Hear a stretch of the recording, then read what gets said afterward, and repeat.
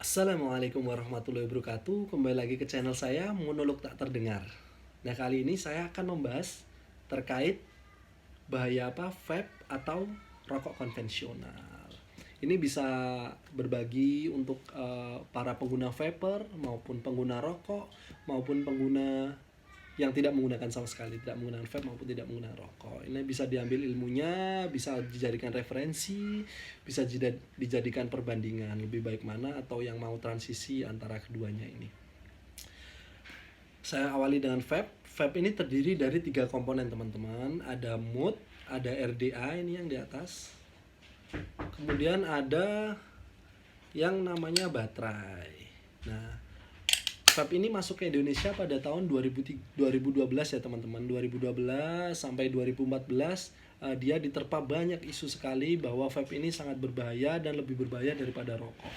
Kalau menurut saya itu karena faktor perang dagang juga, karena kan rokok lebih duluan ya teman-teman, dan perusahaan rokok ini merasa terancam akan kedatangan rokok elektrik ini.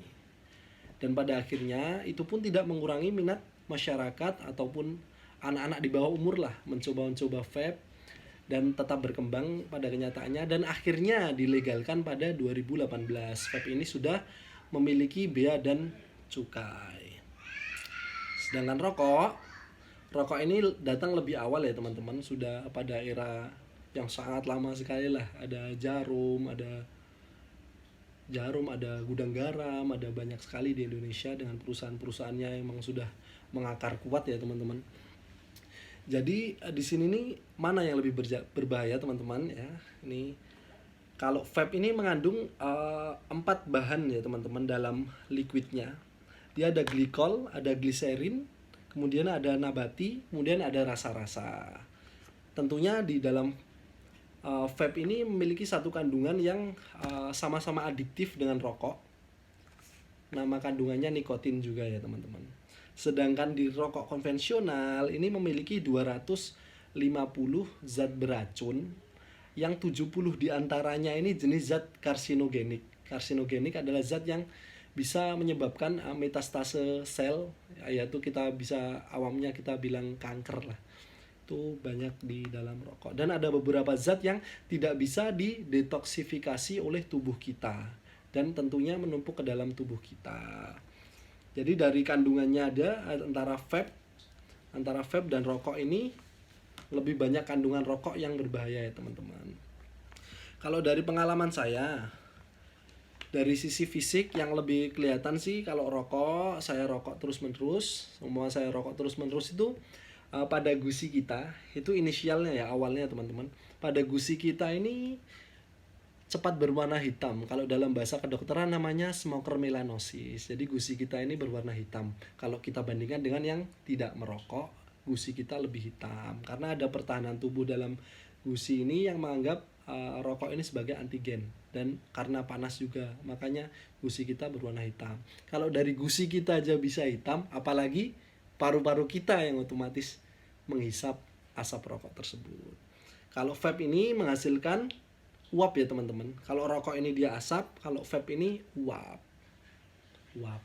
Dan ini nih dari sisi kandungannya persamanya dengan rokok, dia sama-sama memiliki nikotin dan tentunya adiktif juga.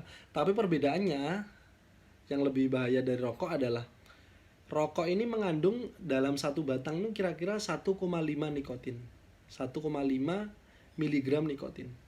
Sedangkan di vape dalam satu botol ini, botol liquid namanya, itu terkandung 3 sampai 6 lah biasanya rata-rata yang dijual dikomersilkan di vape store itu 3 sampai 6. Jadi dalam satu botol ya teman-teman, ini bisa kita gunakan 2 sampai 4 minggu. Kalau rokok ini per butirnya 1,5 sampai 3 miligram nikotin. Jadi kita bandingkan dalam satu bungkus rokok bisa isinya 12 sampai 16 itu mengandung berapa, dikali aja 1,5 lah, kita ambil rata-rata 1,5 atau 2 dikali jumlah rokok tersebut. Itu yang kita konsumsi setiap hari. Kalau dari kalangan vape ini kan banyak yang vapor ya di Indonesia, yang kalangan support vape Indonesia ini banyak mengajak teman-teman yang melakukan vape, yang mengkonsumsi vape setiap hari karena rokok ini udah terbukti karena apa? Karena memang udah dikonsumsi sejak lama. Jadi penyakit-penyakitnya ini udah kelihatan teman-teman. Kalau vape ini belum, karena dia tuh mulai marak di Indonesia dan dilegalkan tahun 2018. Jadi penelitian jangka panjangnya ini belum ada ya teman-teman. Akan tapi dari kalangan support vape Indonesia ini banyak mengajak teman-teman yang konsumsi vape untuk melakukan ronsen torak teman-teman. Dan kebanyakan dari mereka memang setelah konsumsi vape selama bertahun-tahun, 2 atau 3 tahun, 2 3 tahun, 4 tahun, dan di paru-parunya memang tidak terjadi masalah teman-teman. Dari pengalaman saya sendiri sih, saya memang dulu merokok teman-teman, akan tapi saya beralih ke vape ya, karena saya tidak bisa, masih kecanduan sisi adiktifnya dari zat nikotin tersebut. Akan tapi saya merasa lebih dalam tenggorokan saya dan paru-paru saya, napas lebih panjang ketika saya lebih konsumsi vape daripada merokok. Nah, dari sisi ekonomisnya vape dan rokok ini ya kita bisa mengkalikan rata-rata harga liquid ini 150.000 teman-teman, 150.000 sampai 200.000 lah harga liquid ini. Ini bisa konsumsi 3 sampai 4 minggu dalam satu liquid, tergantung intensitas kita nge-vape-nya juga sih sebenarnya. Kalau rokok rata-rata orang konsumsi per hari bahkan ada yang 1 sampai 2 bungkus. Satu bungkus itu misalnya kita ambil rata-rata 20.000 lah. 20.000 itu kita kalikan 30 hari lah. Kita ambil merokoknya satu bungkus satu hari. Itu 20.000 dikali 30.000 udah 600.000 ya teman-teman.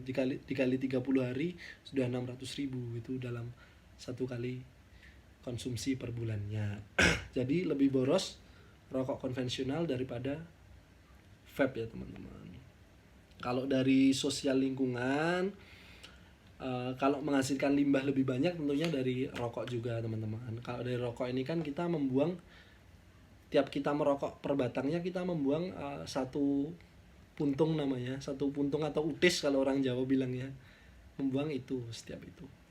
Dan kalau vape kita membuang satu botol aja per satu bulannya, ibaratnya kita ambil rata-rata 1 bulan atau 3 minggu lah membuang satu botol ini. Kalau rokok kita bisa mencemari lingkungan karena membuang tiap harinya berapa puntung rokok.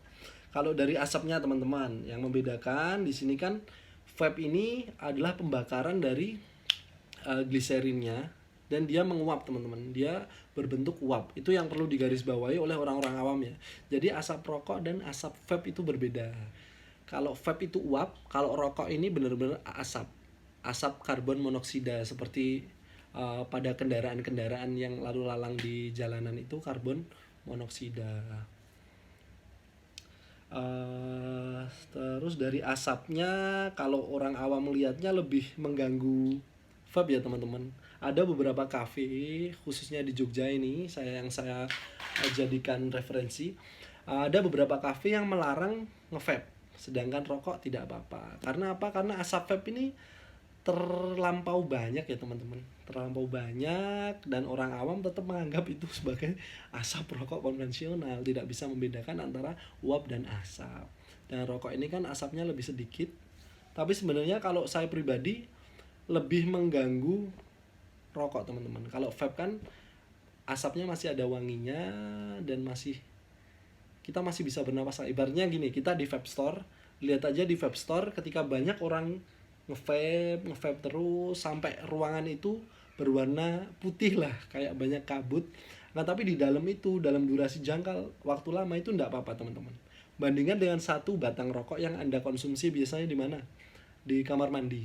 Satu batang rokok yang kalian konsumsi ini, kalian akan merasa sesek kan kalau ruangannya, apalagi ruangannya kecil, kalian akan merasa sesek. Sedangkan di vape ini enggak teman-teman ya. Itu bisa menjadi perbandingan. Jadi kalau menurut saya, bisa nggak ini ketika kita sudah heavy smoker, perokok yang berat, berubah menjadi ini. Nah, ini pertanyaannya, berubah menjadi rokok elektrik. Itu pertanyaannya bisa apa enggak? Tentu saja bisa. Itu tergantung kemauannya teman-teman.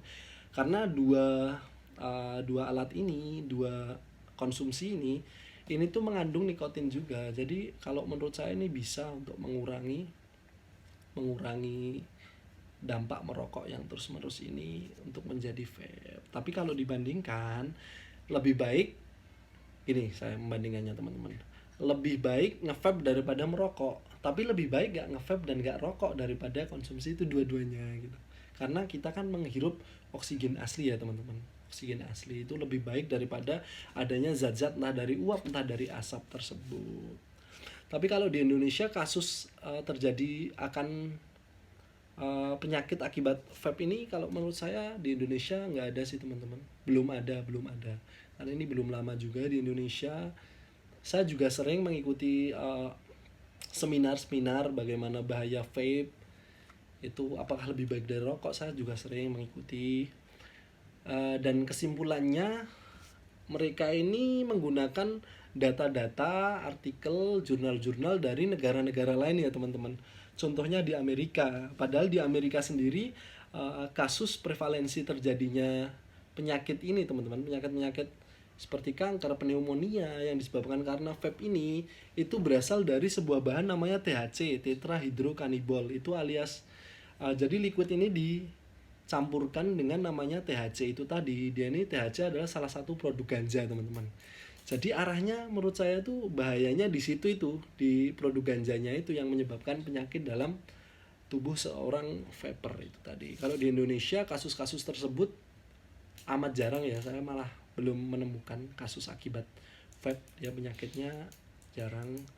Seiring banyaknya vapor juga melakukan support vape Indonesia dan melanjutkan menggunakan ronsen torak teman-teman untuk melihat dalemannya itu ada masalah atau tidak, itu nyatanya juga belum ditemukan, belum ya, saya tidak ngomong tidak, tapi belum ditemukan adanya sebuah masalah.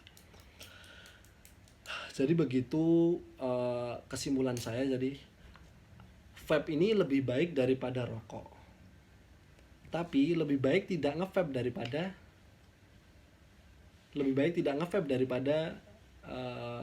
yang nggak nge-vape ya. Lebih baik nggak nge-vape daripada nge-vape gitu. Jadi nggak nge-vape lebih baik daripada nge-vape lebih baik daripada rokok konvensional. Kesimpulan saya seperti itu teman-teman. Jika ada kurang lebihnya saya mohon maaf. Bisa like, subscribe, and share jika ini bermanfaat. Dukung terus channel saya. Jika ada kurang lebihnya saya mohon